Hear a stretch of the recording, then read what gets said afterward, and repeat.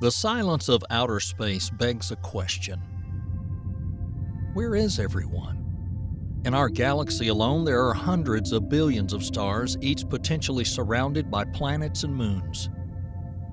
In these countless worlds, life could have emerged in warm ponds or beneath alien suns, and yet, silence. We aim our radio telescopes at the sky and hear nothing.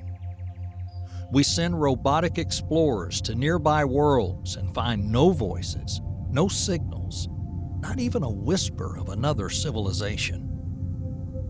How can the universe be so vast and yet life so quiet?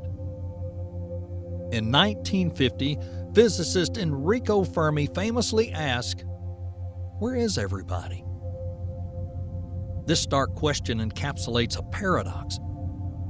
The contradiction between the high probability of extraterrestrial life and the complete lack of evidence for it. Based on simple calculations, a galaxy as old and densely populated as ours should harbor many civilizations. Yet we see no signs of their existence. This mystery has another name, the Great Silence, referring to the ominous quiet in our receivers despite decades of listening. One proposed explanation is the so-called Great Filter, a stage in the development of life so unlikely or so dangerous that very few can pass through it. Perhaps there's a hidden obstacle that most emerging life forms never overcome.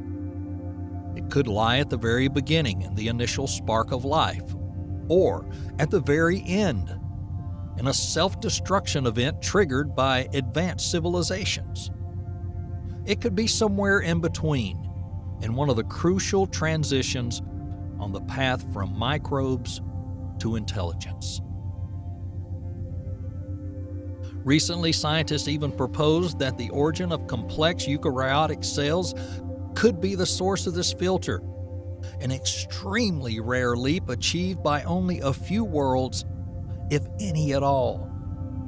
That's what we'll explore today.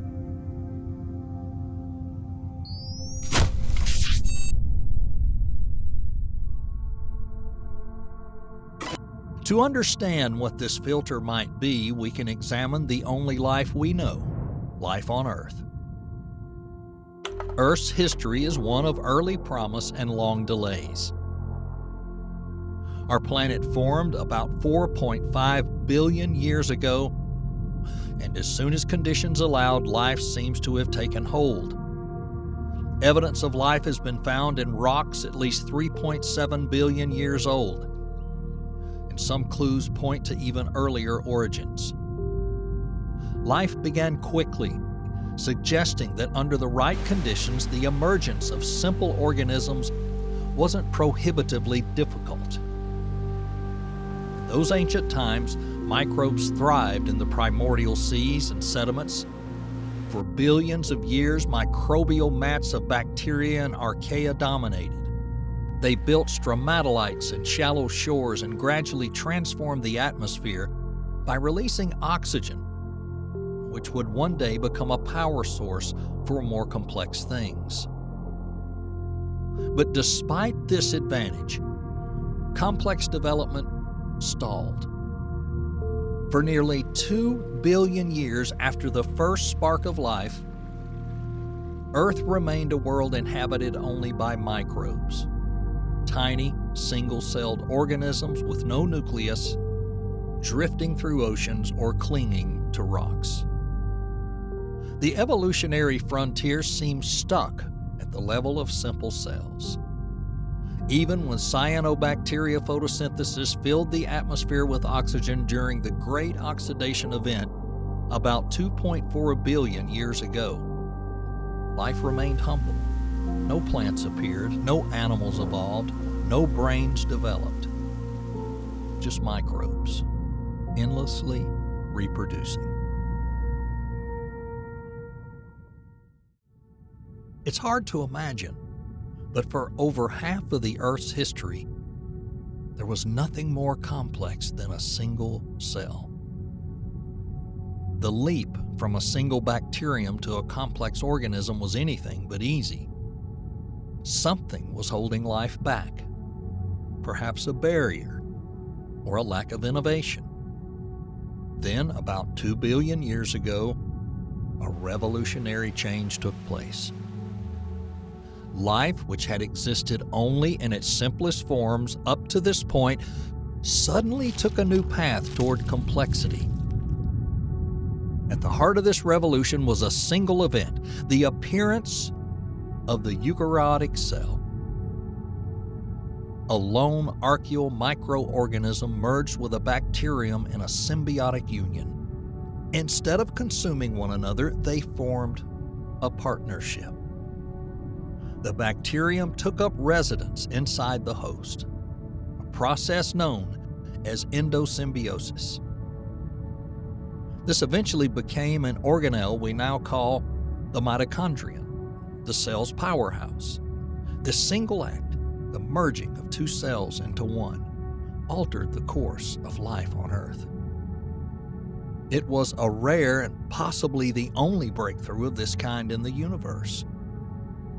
In fact, all eukaryotic life on this planet today, from amoebas to elephants, appears to descend from that one ancient fusion.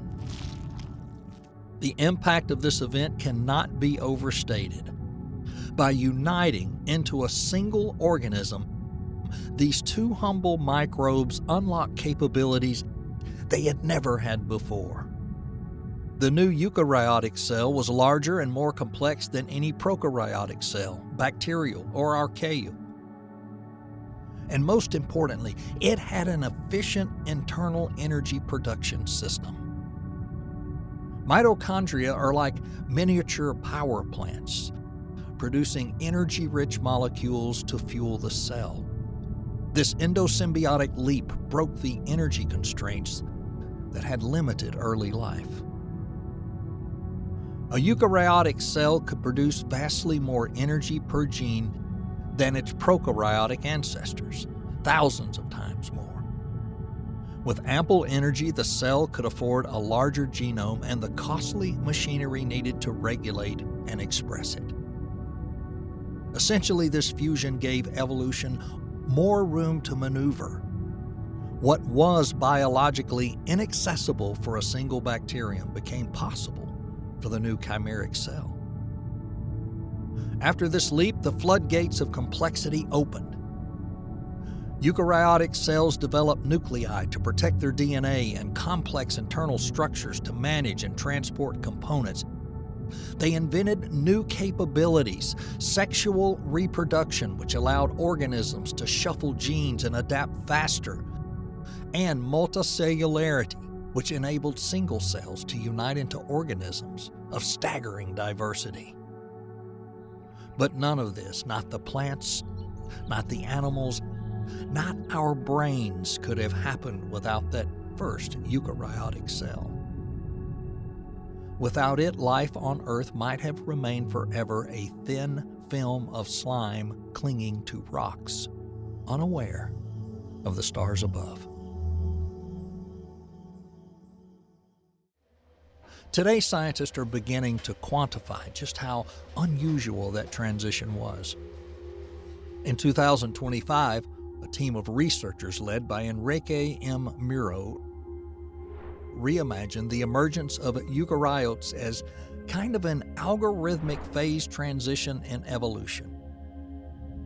After analyzing tens of thousands of genomes across the entire tree of life, they discovered a remarkable pattern. Over time, from the earliest forms of life to the diversity we see today, genes tended to grow longer. In simple cells, prokaryotes, genes are short and efficient, containing little more than the code for proteins. But by tracing gene length through evolutionary history, the researchers found that something dramatic happened when the average gene length reached about 1,500 nucleotides. At that point, further increases in protein size became virtually impossible. as if evolution had hit a wall. The average protein length stabilized at about 500 amino acids, the upper limit for useful, stable proteins. However, interestingly enough, genes didn't stop growing. Instead, they decoupled from protein length. DNA continued to expand by adding non-coding sequences, segments that do not directly code for proteins. Something new was born. The study identified this threshold, a gene length of roughly 1,500 bases and a protein length of around 500 amino acids, as a critical point marking Ukarogenesis. The authors suggest that at this stage, the evolution of life split into two phases: a long coding phase in which organisms were small, gene sequences were compact, and changes were linear and gradual, and a subsequent non-coding phase, characterized by larger genomes, rich in non-coding DNA, more complex gene regulation, and explosive potential for innovation. In the language of physics, this was a phase transition, like the crystallization of water into ice, a sudden reorganization of a system's fundamental properties. Previously, every bit of DNA had to serve a purpose as a protein. Afterward, DNA gained room to sprawl, to experiment, and to regulate. How did this transformation happen? The key was the inclusion of an intron, the non-coding regions within genes, and the evolution of the nucleus with its complex RNA splicing machinery. Simply put, the early eukaryotes discovered a way to split genes into parts and stitch them back together. A gene could be interrupted by meaningless stretches, introns that were removed, allowing the useful parts, exons, to be joined into a final mRNA recipe for a protein. This innovation meant that genes could grow longer by accumulating introns and regulatory segments without producing massive, unwieldy proteins. The search for new proteins, or crudely put, new functions, suddenly became easier in this higher dimensional genetic space. The authors of the study compare this to reducing the computational complexity of evolution's search algorithm. Thanks to the nucleus shielding DNA and separating transcription, copying DNA into RNA, from translation, making proteins, life gained a new flexibility. It could now play with big genes, complex gene networks, and novel cellular structures without collapsing under its own weight. The data showed clear signs that this transition was critical. Just as water supercools before it freezes, the evolution of life seems to have slowed during the transition, a phenomenon researchers call critical slowing down. Early eukaryotic lineages such as protists and simple fungi show evidence of this, as if evolution lingered in a state of tension, exploring many near dead-end variations before breaking through. And then around 2.6 billion years ago, the tension resolved continuously but abruptly, as the study puts it, with non-coding DNA entering the genome. And in the blink of an eye on the evolutionary scale, the average protein length stopped increasing and stabilized, while genes ballooned with introns and regulatory elements. Life cracked the code of complexity. The appearance of the eukaryotic cell, as the study shows, was a profound turning point. The eukaryotic cell, with its mitochondria powering it and its vast genome, paved the way for other major evolutionary transitions. Multicellularity, where cells cooperate to form larger organisms, sexual reproduction, shuffling genes to foster diversity, even the emergence of complex brains and societies all became possible after eukaryogenesis. And the history of life on Earth, the emergence of eukaryotes was the single biggest leap in complexity. A turning point that laid the foundation for everything we see today, including ourselves.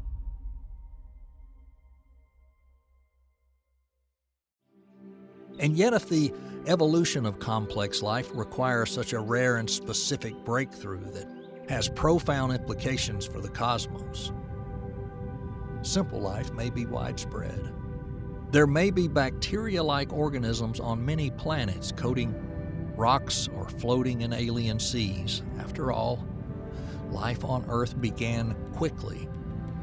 Now we know that organic molecules abound in space. Mars may have once had its own microbial biosphere back when it was wetter and warmer. Even now, Europa or Enceladus, moons of Jupiter and Saturn, may harbor living cells in the dark depths of their oceans near hydrothermal vents. But what if most of those worlds never move beyond that stage? What if countless planets are essentially frozen in the microbial era, never making the leap to complex cells? They might have atmospheres enriched by humble organisms, traces of oxygen or bursts of methane hinting at life, but no large creatures, no cities, no radio transmissions. In our search, we may one day detect biosignatures on exoplanets, like the methane and carbon dioxide recently discovered by the James Webb Space Telescope in the atmosphere of a distant world. However, they're likely to be the exhalations of simple life, not technological civilizations.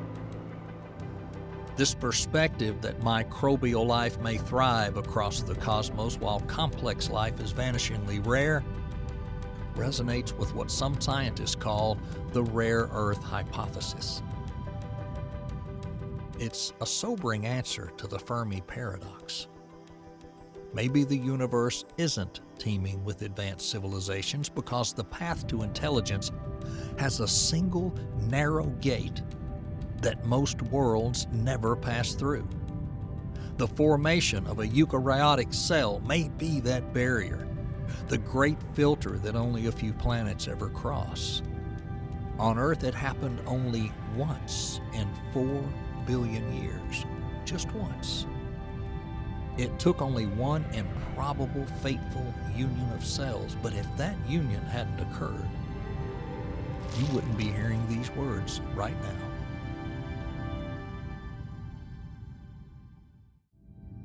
And so we return to the great silence.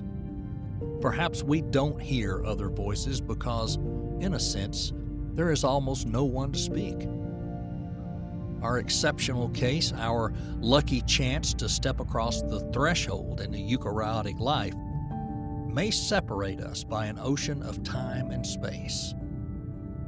We may be among the first, or the only ones, in our galactic neighborhood to reach this level. The cosmos may be full of life and yet utterly devoid of appropriate company for us. Still, here we are, thinking, observing, sending our signals. The very fact that we can ask, "Where is everybody?" may be the strongest evidence that we've passed through the great filter. In the grand lottery of evolution, we've hit a rare jackpot. There's a bittersweet triumph in that realization. If humanity truly is the exception, then our responsibility is enormous. We carry the flame of complex consciousness. We are the eyes, ears, and questioning mind of the galaxy, at least for now. Of course, this is just one possibility. Perhaps we simply haven't listened long enough or the right way. Perhaps signals are out there waiting to be found, or perhaps life will surprise us on the nearest planet. What lies beyond Earth? Simple life may be abundant, maybe even inevitable. And yet, in all these teeming worlds, we may be one of the few to cross the threshold of complexity and consciousness. And perhaps we've already answered the Fermi paradox. We hear nothing, because at this moment, we are the ones destined to speak. Which means everything from here on is up to us. Will we be the ones to light the first torch in a dark universe? Or will we join the silent worlds of microbes?